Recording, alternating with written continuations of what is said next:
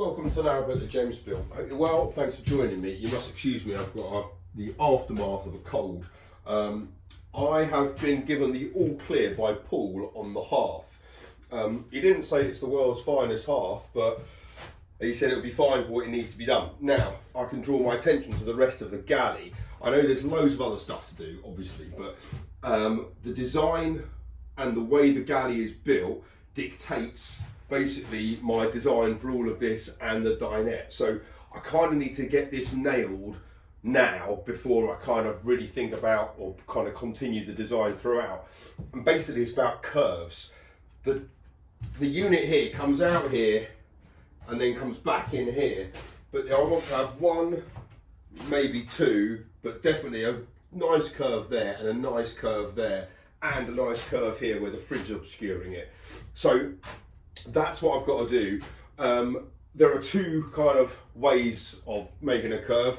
One is by laminating up, so you're getting very thin bits of ply, making a former, putting them to it, gluing another one to it, and so on and so forth, until you get to the required thickness.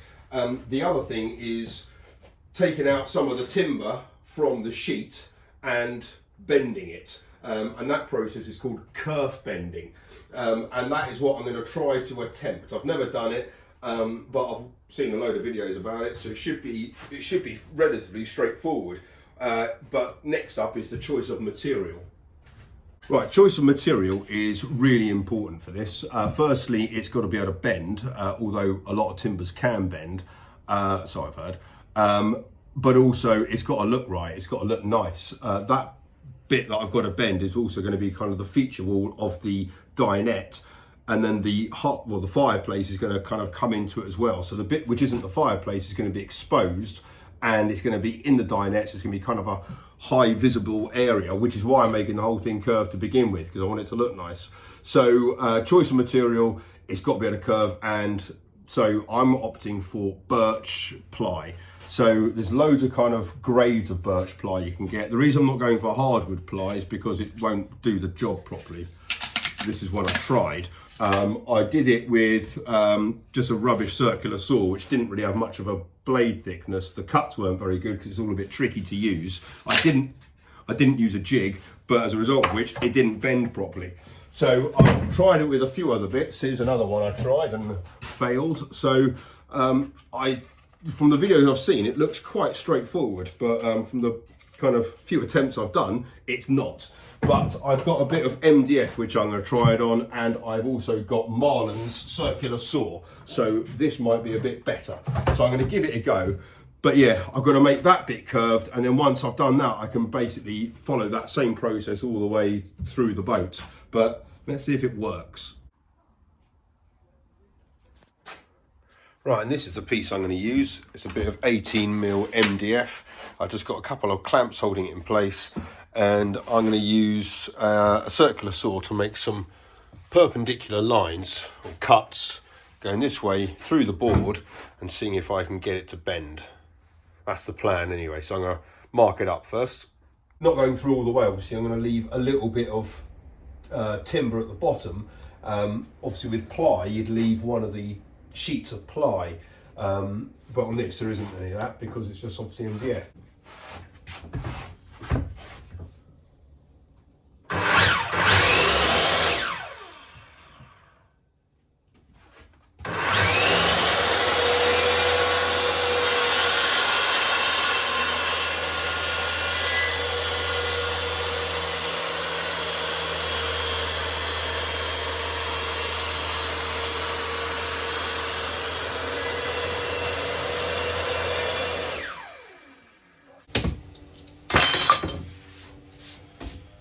It's a bit of a palaver because each time I've got to kind of reset the jig.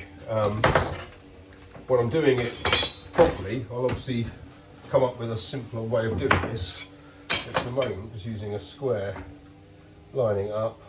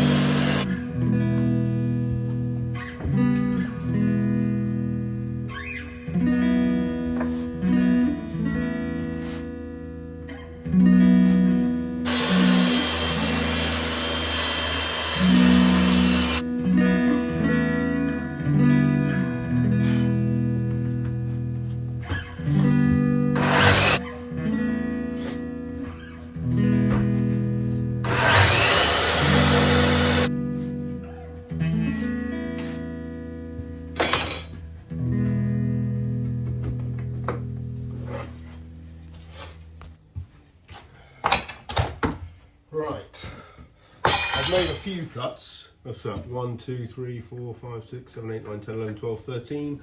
Oh dear. Okay, my guard kind of gave way on that one, so that went a bit skew-if. But essentially, those are the cuts I've made. You'll see that they go, oh, that one hasn't kind of worked too well, but they've kind of gone all the way through, bar a little bit. So there's about a mil left on that stuff. The cuts are okay. Obviously, I was just using it as a temporary jig just to see if this thing works. The idea is it will bend.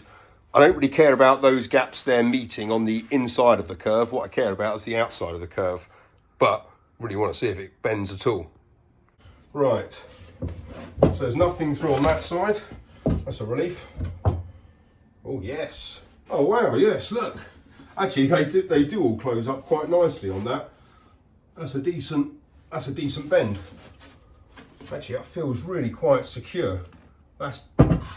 Yeah, that is totally by luck and judgment, having that all close up. There's a calculator you can go to online which basically works out exactly how many cuts you've got to make of exactly what thickness cut in order to get that bit there to kind of close up when you're doing it. As I said, I don't need that. The bit I care about is the outside face. So you'll see here, I don't know if it's picking up on the camera there, but it's got a load of lines coming through.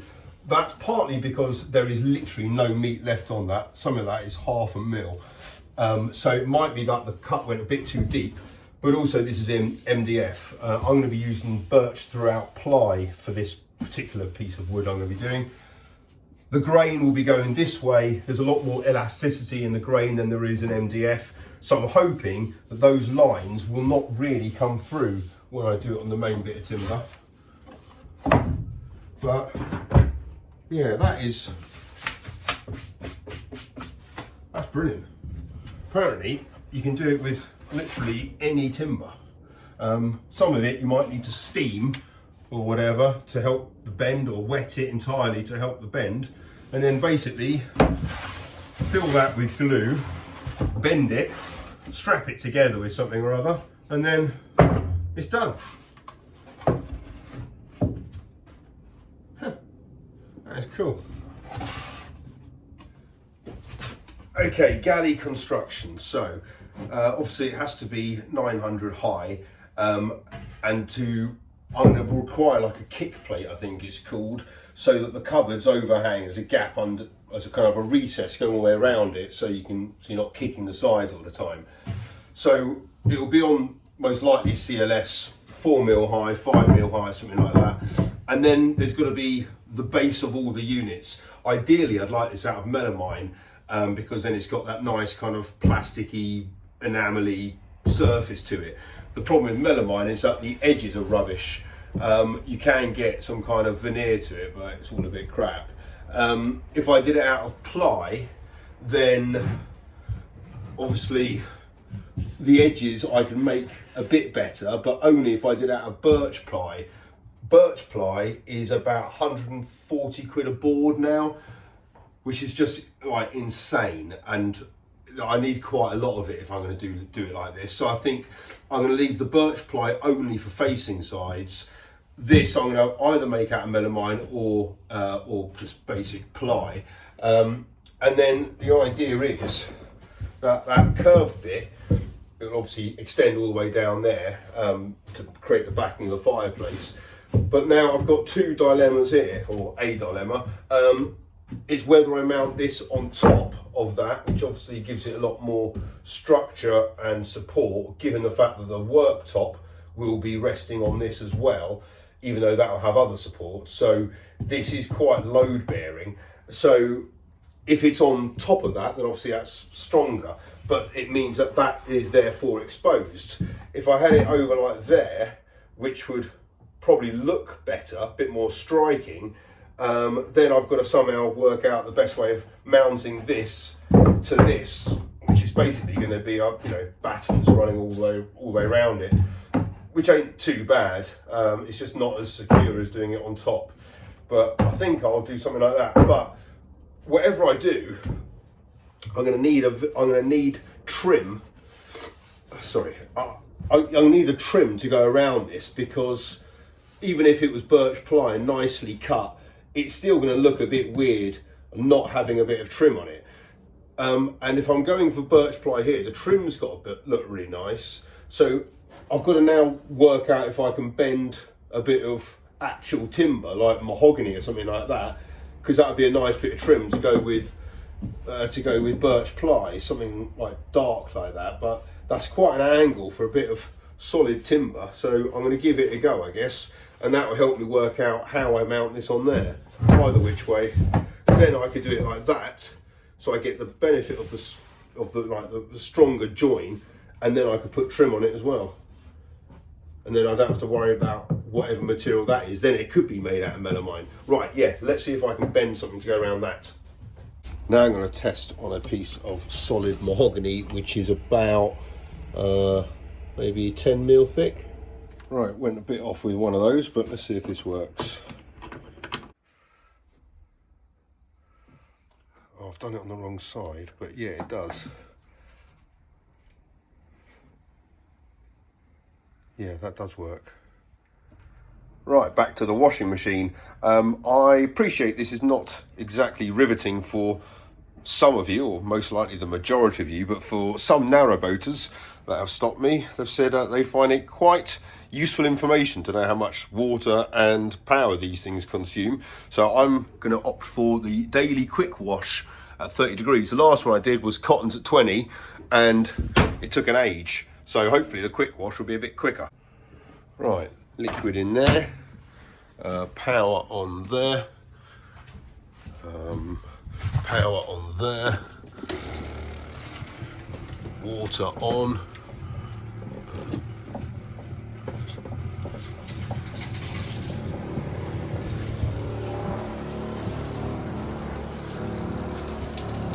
Oh shit. Oh shit. Okay, forgot about that bit. Right, connect water to washing machine, dry up spill. It'll get all the sawdust up actually, that's all right. Okay, right, let's flip the water on again.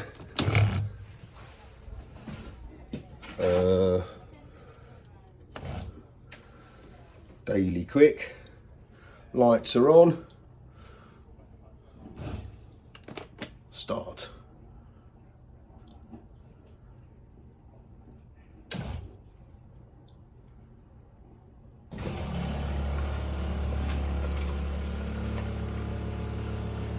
Let the excitement commence. Here we go, I can barely contain myself. That started at 70%. So let's see what it ends up with. And that's empty. Right, so this is at 30 degrees. Can't really feel it being any warmer than anything else, but it's taking 650 watts. The last time I did it, it was like 300 and something. So this is a lot more power hungry. Here we go. You see, it's kind of, well, it's not black at all, is it? Yeah, that's all right. And now it's finished heating the water, it's just spinning it and doing its thing. Kind of the wattage has gone right down now. So it's as Sweary Dan said, kind of when it's all getting the clothes wet and heating the water up and starting the spinning, it's taken a heck of a lot of energy. But then once it's all up and running, ain't too bad. And on this one, I've got it at 1200 RPM. I think the last time I had it at 600. So it's kind of going full whack now. It's only taking like 200 watts and it's not really vibrating that much. It's got a bit of a wobble to it. Yeah, that's totally clear. Right, it's finished. It took 2 of them, so that's 50 litres. It took 8% out of that. So 10% is 200 watts. So 8%, kind of just under 200 watts of power. And I've got myself some hanging to do.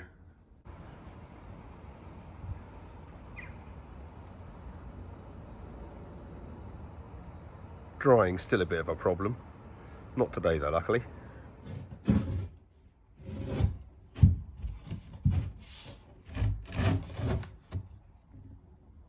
So apart from that one bad cut I made, that's actually closed up really nice. Those are just pen marks, which I missed as well.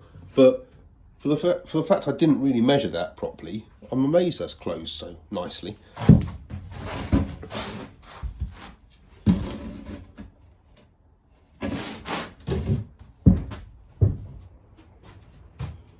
Yeah, so it does that curve nicely. I think I need one more slot in that because that's not quite 90 degrees. So, you know, when I do it for real, obviously I'll do the calculations. Then it obviously does that one there, which is a shallower curve. But then that one and that one together will be really nice. That's going to be out the same board as well. So the same board's going to go from that point there, around that curve, around this curve, and to the back of the fireplace. One long bit of birch, and then there'll be a cupboard in there and then a cupboard in that side there, so there'll be a double doors there or something, and they'll get me access behind the fireplace. But then if I were to continue it, not that I am, I could bend it round that way. I think that's called concave curve, something like that. And then I've got another one to go there. But so I have a curve there. Well, look, I could even do it that way around there, couldn't I? But yeah, I have a curve there, and the work surface will be curved at the same radius, obviously, and it will protrude just a little bit to really emphasise the fact that I've gone to all this ball ache. And then another one there. I could even have another one like that there, under Graham's hatch. The worktop could just, that's it, exaggerate that.